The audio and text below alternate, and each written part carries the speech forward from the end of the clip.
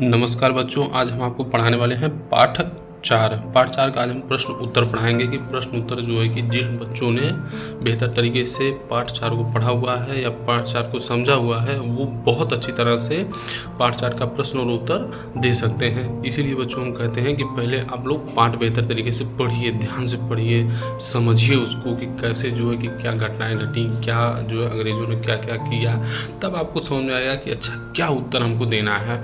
इसलिए बच्चों कहते हैं पहले जो है कि विचार करिए, चिंतन करिए, समझिए, सोचिए कि अच्छा क्या हुआ, क्या घटनाएं घटी, फिर तो आंसर तो आपके हाथ के जो है चुटकी भर में आप समेट देंगे प्रश्नों के उत्तर।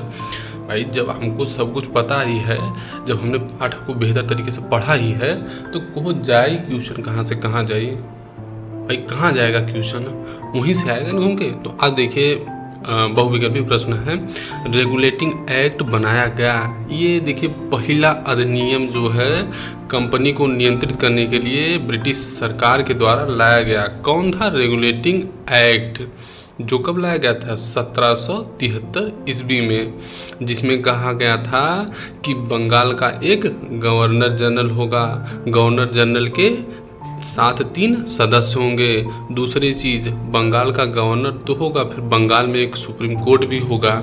ये सारी बातें कब की गई थी, रेगुलेटिंग एक्ट 1773 में। फिर देखिए दूसरा प्रश्न है, एशियाटिक सोसाइटी की स्थापना की। एशियाटिक सोसाइटी क्यों स्थापित हुई थी, क्योंकि जब भारत में अंग्रेज़ों को शासन करना था, जब यहाँ पर जो है कि अपना नियंत्रण स्थापित करना था, तो आपको भारत के बारे में जानना बहुत ज़रूरी है। क्योंकि भाई भारत के विषय में जाने बिना आप कैसे जो है कि पूरे देश पर शासन संचालित कर सकते हैं। और ये सब जानने के लिए एशियाटिक सोसाइटी की स्थापना की गई थी। तो भारत के जो पुराने ग्रंथ हैं उनका अध्ययन किया जाए, उनको फारसी से जो कि अंग्रेजी में अनुवाद किया जाए, जो संस्कृत ग्रंथ हैं उसको अंग्रेजी में अनुवाद किया जाए। इन सब चीज़ों को, जैसे श्रीमद् भगवद गीता का अंग्रेजी में अनुवाद किया गया, अभिज्ञान शाकुंतलम का अंग्रेजी में अनुवाद किया गया, इसी तरह से मनु संहिता का अंग्रेजी में अनुवाद किया गया। तो इस तरह से जो भारत के बहुत महत्वपूर्ण ग्रंथ थे उनका अंग्रेजी में अनुवाद किया गया, ताकि ये समझा जा सके कि भारत में जो भारतीय समाज है, भारतीय अर्थव्यवस्था है, भारत का लोग किस तरह से सोचते हैं, किस तरह से विचार करते हैं। इसको समझने के लिए सर विलियम जोन्स ने लिखा है। देखिए विलियम जोन्स ने एशियाटिक सोसाइटी की स्थापना 1784 में की। फिर देखते हैं बच्चों, अब हम अति लघुत्तरी प्रश्न देखेंगे। और लघुत्तरी प्रश्न देखिए, प्रश्न दूसरा है अति लघुत्तरी प्रश्न है, एक, बंगाल में दोहरी शासन व्यवस्था किसने शुरू की। ये दोहरी शासन व्यवस्था वही है कि राजा को जो है कि नवाब बना देते थे और नवाब से कहते थे कि तुम्हें जो है अधिकारी की नियुक्ति भी करना है, तुम्हें जो है कि प्रशासन भी देखना है, तुम्हें शांति व्यवस्था भी अपने राज्य में चलानी है, तुम्हें जो है कि कल्याणकारी कार्यों को भी करना है। लेकिन पैसा कौन देगा, अंग्रेज देंगे। अंग्रेज़ों के बिना तुम जो है कि एक फूटी कौड़ी भी खर्च नहीं कर सकते। तो इसी व्यवस्था को हमने बताया था कि दोहरी शासन व्यवस्था थी, जिसमें नवाब और ब्रिटिश का एक अधिकारी होता था जो ये सुनिश्चित करता था कि ब्रिटिश सरकार क्या चाहती है, नवाब किसे नियुक्त करेगा, कितना उसको धन मिलेगा, ये सब कौन तय करता था, ब्रिटिश अधिकारी तय कर सकता था। तो इस तरह से बंगाल में 2 लोग शासन कर रहे थे, एक नवाब था और एक ब्रिटिश कंपनी का अधिकारी होता था। दोनों लोग जो है बंगाल पर शासन करते थे, इसीलिए इस व्यवस्था को दोहरी शासन व्यवस्था कहा गया। नवाब के पास धन नहीं था, उसके पास जिम्मेदारियां बहुत सारी थी कि भैया शांति व्यवस्था बनाए रखना है, तुम्हें जो है कि कल्याणकारी कार्यों को करना है, तुम्हें जो है कि नियुक्तियां करनी है। और जिसके पास धन था उसके पास कोई जिम्मेदारी नहीं थी। जैसे कंपनी का अधिकारी होता था, उसे कोई मतलब नहीं है, केवल वो राजस्व एकत्रित करता था, धन एकत्रित करता था। तुम्हारे यहाँ कौन मर रहा है, कौन जी रहा है, कौन तुम्हारे यहाँ क्या हो रहा है, इसका कोई उससे मतलब नहीं था। इस व्यवस्था को दोहरी शासन व्यवस्था कहते हैं। अब उत्तर देखिए, बंगाल में दोहरी शासन व्यवस्था लॉर्ड क्लाइव ने शुरू की। जिसमें शक्ति के दो केंद्र थे, कंपनी और नवाब। नवाब का कार्य प्रशासन चलाना और राज्य के विकास में कार्य करना था कि भैया राज्य में कुआं खुदवाइए, आप पेड़ पौधे लगवाइए, कृषि को बढ़ावा दीजिए। ये सब काम था किसका? कंपनी का, कंपनी नवाब का होता था। और कंपनी का काम होता था कि राजस्व एकत्रित करने का अधिकार। केवल कंपनी पैसा एकत्रित करती थी और पैसा एकत्रित करके भारत से लेके इंग्लैंड भेज देती थी। अब प्रश्न 2 देखिए, फोर्ट विलियम कॉलेज की स्थापना कहाँ हुई थी? उत्तर है फोर्ट विलियम कॉलेज कलकत्ता में था, जिसकी स्थापना लॉर्ड वेलेस्ली ने की। अब आप बच्चों बताएं कि लॉर्ड वेलेस्ली ने कौन सी संधि शुरू की थी? सहायक संधि लॉर्ड वेलेस्ली ने ही शुरू किया था कि जब कोई सहायक संधि भारतीय नवाब स्वीकार कर लेता था तो उसको सहायक संधि के माध्यम से अंग्रेज सेना रखनी पड़ती थी, उसको सारा उसका खर्च देना पड़ता था। फिर इसके बाद ब्रिटिश एक रेजिडेंट नियुक्त करता था कि वो पूरे राज्य के कार्यभार की देखभाल करता था। तो इस तरह से वो जो राज्य सहायक संधि स्वीकार कर लेता था वो अप्रत्यक्ष रूप से ब्रिटिश के अधीन चला जाता था, जहाँ पर विभिन्न विषयों में शिक्षा दी जाती थी। यहाँ पर फोर्ट विलियम कॉलेज का मतलब ही था कि जो प्रशासनिक अधिकारी होते थे उनको प्रशिक्षण दिया जाता था, उनको शिक्षा दी जाती थी। ठीक बच्चों, और प्रश्न अगला है, सुप्रीम कोर्ट की स्थापना किस सुप्रीम कोर्ट प्रश्न 3 है, सुप्रीम कोर्ट की स्थापना किस गवर्नर जनरल के समय में हुई? उत्तर है लॉर्ड वारेन हेस्टिंग के समय कलकत्ता में सुप्रीम कोर्ट की स्थापना की गई। वही भारतीय रेगुलेटिंग एक्ट आया था 1773, उसी में एक बात कही गई थी कि एक सुप्रीम कोर्ट होगा। सुप्रीम कोर्ट का काम क्या होगा कि बंगाल में जहाँ तक ब्रिटिश का नियंत्रण है, ब्रिटिश कंपनी का नियंत्रण है, वहाँ पर कोई भी अप्रिय घटना घटती है या कोई अपराध होता है या कुछ होता है तो उसकी सुनवाई कहाँ होगी? सुप्रीम कोर्ट जो है आखिरी न्यायालय की अदालत होगी। तो व्यक्ति को पहले जो है जिला न्यायालय जाना पड़ेगा, फिर प्रांतीय न्यायालय जाना पड़ेगा, फिर सुप्रीम कोर्ट आप जाइए तो वहाँ पर आपको न्याय मिलेगा। तो इस तरह से वारेन हेस्टिंग के समय में सुप्रीम कोर्ट की स्थापना हुई। सुप्रीम कोर्ट के पहले न्यायाधीश एलिजा इम्पे थे। सुप्रीम कोर्ट का उस समय क्षेत्राधिकार बांग्लादेश तक सीमित था, जैसा मैंने बताया। तीसरा लघु उत्तरी प्रश्न 1 है, पिट्स इंडिया एक्ट के बारे में लिखिए। अब हम बच्चों पिट्स इंडिया एक्ट के बारे में जानते हैं। उत्तर, पिट्स इंडिया एक्ट 1784 ईस्वी में लाया गया। अब जब भैया कंपनी पर नियंत्रण जब 1773 के एक्ट लाई गया तो बहुत नियंत्रण ना कर पेलन, बड़ा जोनों की ब्रिटिश सरकार परेशान रहा कि हमारे जोनों की नियंत्रण कंपनी पे और हो चाहिए। कहे से कि वही समय अमेरिका में स्वतंत्रता आंदोलन चलल और अमेरिका स्वतंत्र हुई, तो ओके हमेशा शंका बनल रहा कि कहीं भारत में कंपनी जोनों की अपने आप के स्वतंत्र घोषित कर ले और हमार बात है न माने। अब अमेरिका के जोनों की अमेरिका जैसे स्वतंत्र हुई वो के देख के ब्रिटिश सरकार के पसीना छूटे लगल, तो वो जो है पिट्स इंडिया एक्ट 1784 लेके आई, कहला कि और ज़्यादा नियंत्रण के पर लगावा, कंपनी पे लगावा कि ताकि जो है कंपनी एकदम कंट्रोल में रहे, एक कंट्रोल में रहे, ब्रिटिश सरकार के कंट्रोल में रहे, ताकि जैसन हम लोग चाहिए वैसन कंपनी करे। कंपनी के खाली का उद्देश्य हो, ब्रिटिश सरकार ये कहे कि तुम्हारा उद्देश्य ये हो कि भारत के अधिक से अधिक धन वहाँ से खींचा और खींच के लेके आवा कहाँ, हम लोन के ब्रिटेन में खर्च कराए या ब्रिटिश सरकार के दिया, ताकि जो है ब्रिटेन के विकास हो सके, बस ओकर मूल उद्देश्य यह रहे। तो देखा पिट्स इंडिया एक्ट 1784 में लाया गया, जिसके तहत गवर्नर जनरल को तीनों सेनाओं का सेनापति बना दिया गया। मतलब गवर्नर जनरल को अब कहा गया कि भैया वायुसेना, थल सेना और जल सेना तीनों के आप सेनापति हैं। पहले ये होता था बच्चों, थल सेना का अलग सेनापति होता था, जल सेना का अलग सेनापति होता था और वायुसेना का अलग सेनापति होता था। लेकिन उन तीनों के सेनापतियों में से भी सर्वोच्च सेनापति किसे बना दिया गया? अब बना दिया गवर्नर जनरल को, कि गवर्नर जनरल के आदेश के बिना कोई भी थल सेना, जल सेना व वायुसेना कोई अपने आप से कोई ऐसा युद्ध या कोई संघर्ष या कोई जो है कि कार्य नहीं करेगी जो गवर्नर जनरल जिसे अनुमति ना दे। अगला देखिए, इस एक्ट के तहत एक बोर्ड ऑफ कंट्रोल की स्थापना की गई। अब देखिए ब्रिटिश कंपनी पर कैसे नियंत्रण स्थापित करते हैं। कह रहे हैं कि एक बोर्ड ऑफ कंट्रोल स्थापित किया जाएगा। और बोर्ड ऑफ कंट्रोल कहाँ स्थापित किया जाएगा? इंग्लैंड में।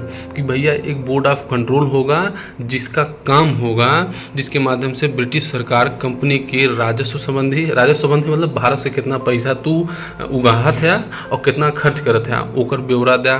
सैनिक में सेना कहाँ युद्ध करत हियो, कहाँ युद्ध ना करत हियो, का तुम्हें पैसा वैसे मिलल, का जौनों की रकम मिलल ओकर तू हमें ब्यौरा दे।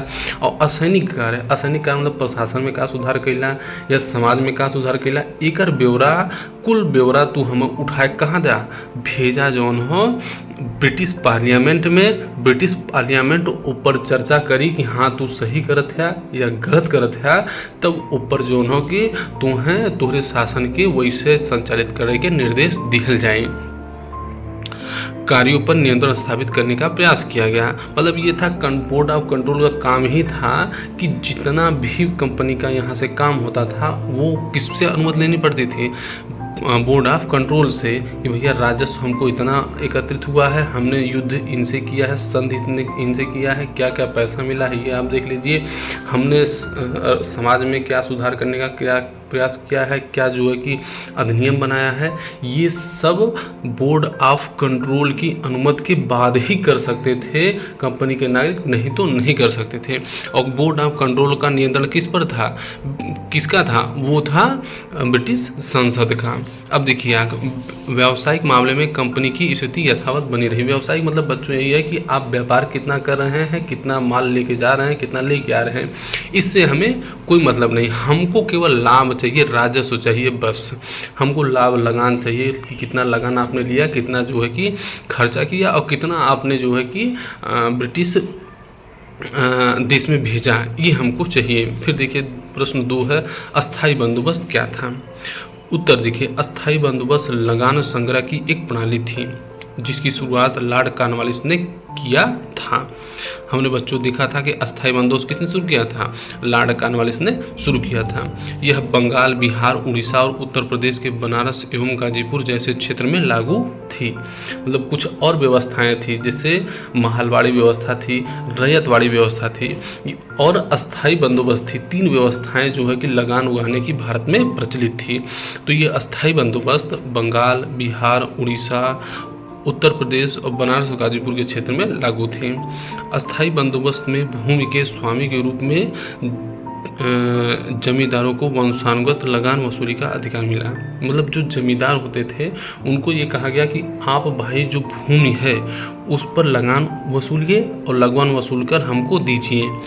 मतलब पहले क्या था बच्चों कि सरकार सीधे लोगों से, किसानों से राजस्व वसूलती थी और राजस्व वसूल कर अपना खजाना भरती थी।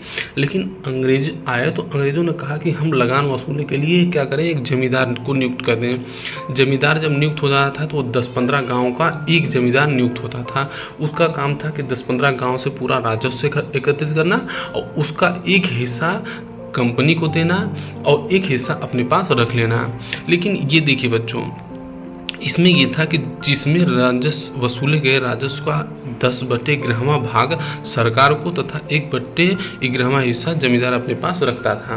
लेकिन बच्चों इस व्यवस्था में खामी ये थी कि कंपनी को तो चलिए मान लीजिए कि जो भी राजस्व वसूल रहा है उसका 10/11वां भाग निश्चित रूप से देना था। कंपनी निर्धारित कर देती थी कि भाई हाँ इस 15 गांव से हमको जो भी राजस्व प्राप्त हो रहा है उसका 10/11वां भाग जो है किसी भी हर हाल में आना चाहिए। हमको ये नहीं पता है कि जो है कि अकाल पड़ रहा है, सूखा पड़ रहा है, लोगों को खाने के लिए है, इससे कोई मतलब नहीं है। हमको 10/11वां हिस्सा चाहिए तो चाहिए। मान लीजिए 10/11वां हिस्सा मतलब बच्चों 11 किलो या 11 कुंटल अगर अनाज एकत्रित हो रहा है 15 गांव से, तो उसमें 10 कुंटल किसको जाता था? वो उस कंपनी को जाता था। और 1 कुंटल कौन लेता था? वो लेता था जमींदार लेता था, जो उनको अपने कारीगरों या लोगों से वसूलवाता था।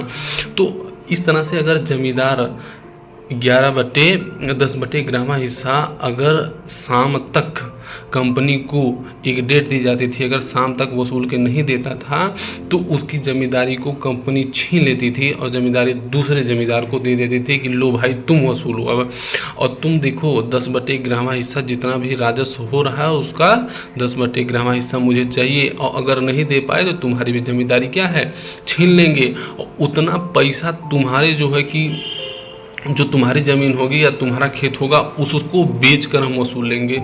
हमको हर हाल में कितना राजस्व चाहिए, 10/11 हिस्सा हमको राजस्व में चाहिए।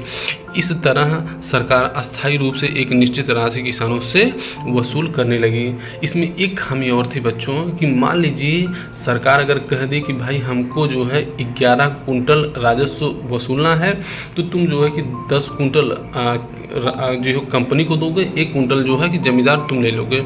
लेकिन अगर मान लीजिए कि जमींदार जो है कि किसानों से और ज़्यादा लगन वसूलने लगा, मतलब 15 कुंटल वसूल रहा है, 16 कुंटल वसूल रहा है, तो वो कंपनी को बता देगा कि भैया हमने राजस्व वसूला कितना, 11 कुंटल ही वसूला है और आपको कितना चाहिए, 10 कुंटल। आप 10 कुंटल लीजिए, और सारा धन कौन ले लेगा, जमींदार हड़प लेता था।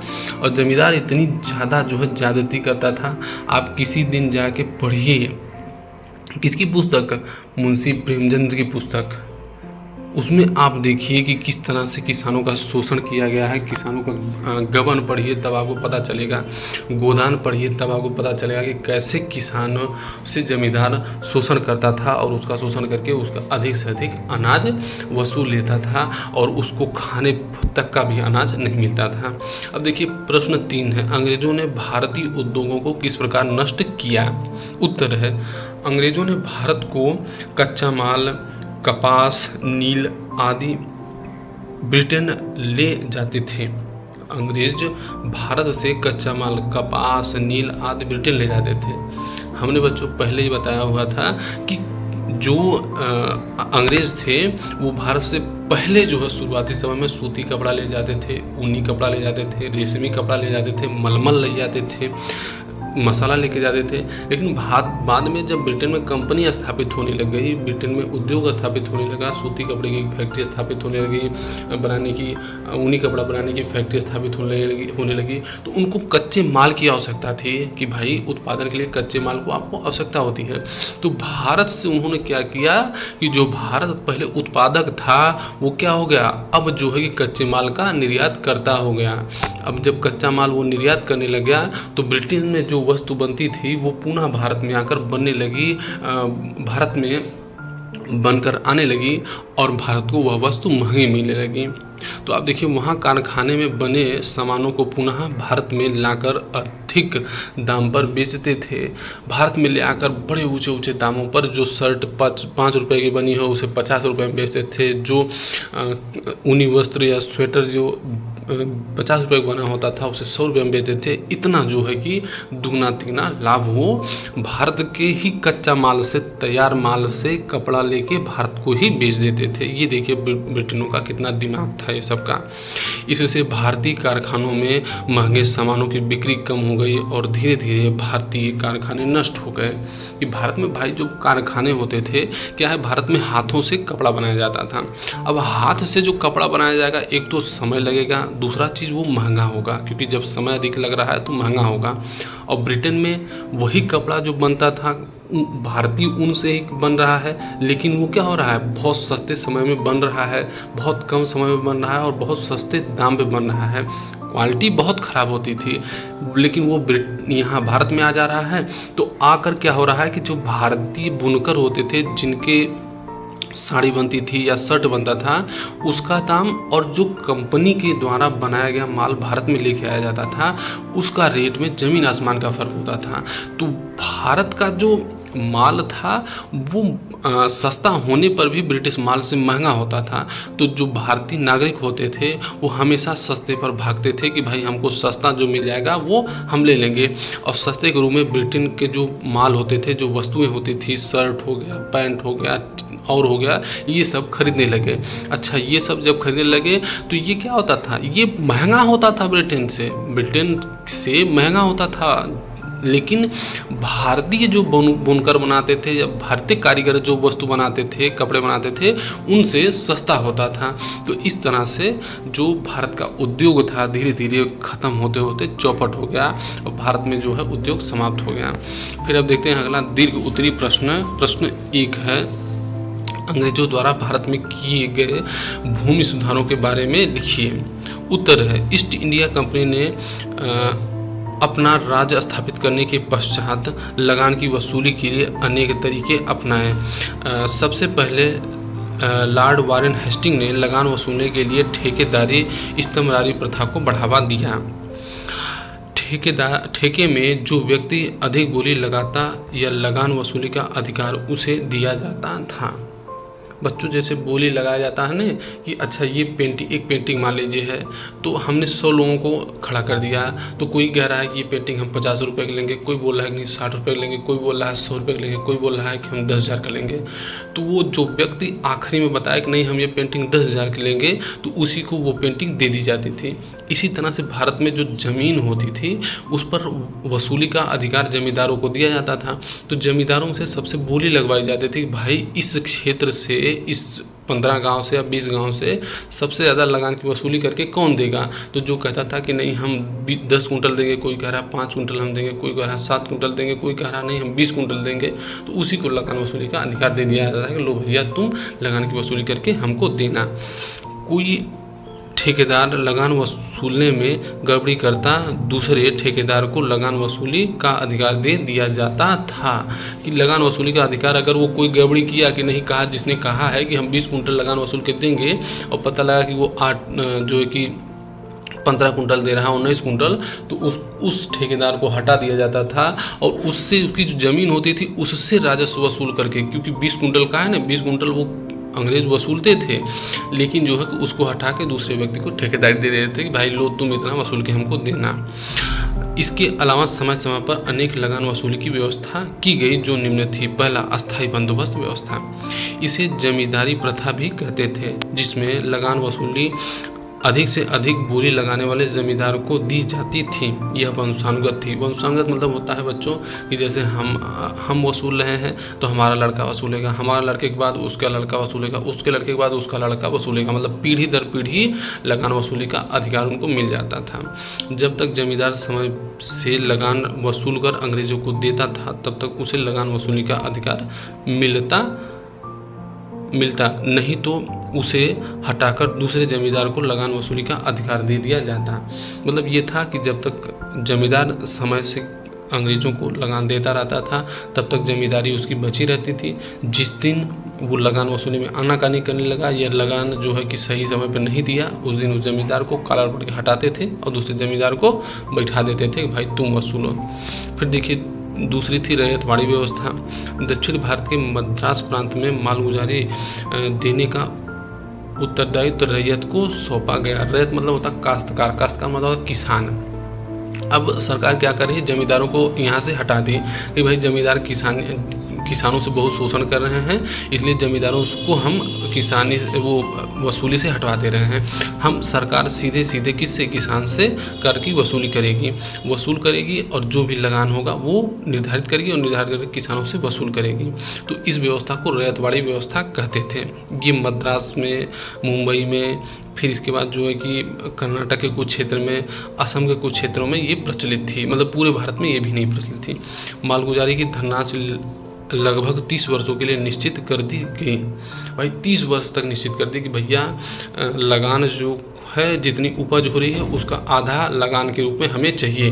तो वो कितने वर्षों तक के लिए तय कर दी गई, लगभग 30 साल के लिए। अब 30 साल में सोचिए किसी साल अकाल पड़ गया, किसी साल सूखा पड़ गया, किसी साल बाढ़ आ गई, तो किसान को अपना खेत बेच के अंग्रेज़ों को लगान देना पड़ता था। कई बार जो है कि उनको खटाते थे दूसरे, यहाँ महाजन जो है कि उनका खून चूसते थे, कितना किसान आत्महत्या कर लेते थे। तो बहुत बुरी स्थिति थी। रैयत अपनी उपज का लगभग आधा भाग सरकार को मालगुजारी के रूप में देते थे। फिर अब तीसरा देखिए, महालवाड़ी प्रथा। उत्तर प्रदेश के पश्चिम में दिल्ली और पंजाब के आसपास मालगुजारी कई गांवों के समूह के स्वामियों से वसूल की जाती थी।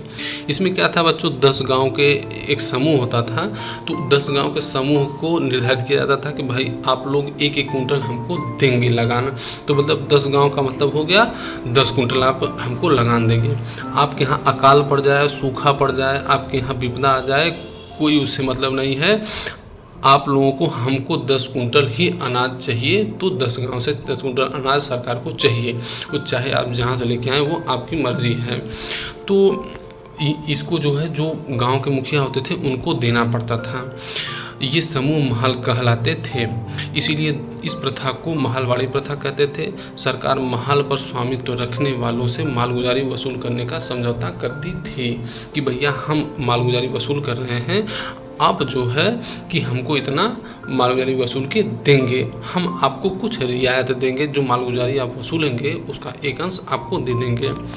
इस तरह से अलग अलग क्षेत्र में अलग अलग तरीके से लगान वसूली कार्य कंपनी करती थी, लेकिन सभी प्रणाली में किसानों से अधिक लगान की वसूली की जाती थी। भाई मरना किसान को ही था, चाहे जो भी व्यवस्था लेके आई गई, चाहे रैयतवाड़ी व्यवस्था लेके आई गई, चाहे महलवाड़ी व्यवस्था लेके आई गई, चाहे अस्थायी बंदोबस्त लेके आ गई, उनका मूल उद्देश्य था कि अधिक से अधिक भारतीयों से लगान की वसूली करना, और वसूली करके क्या करना, अपना खजाना भरना ही था। तो बच्चों आज नमस्कार, इतना ही, कल अब पढ़ाएंगे।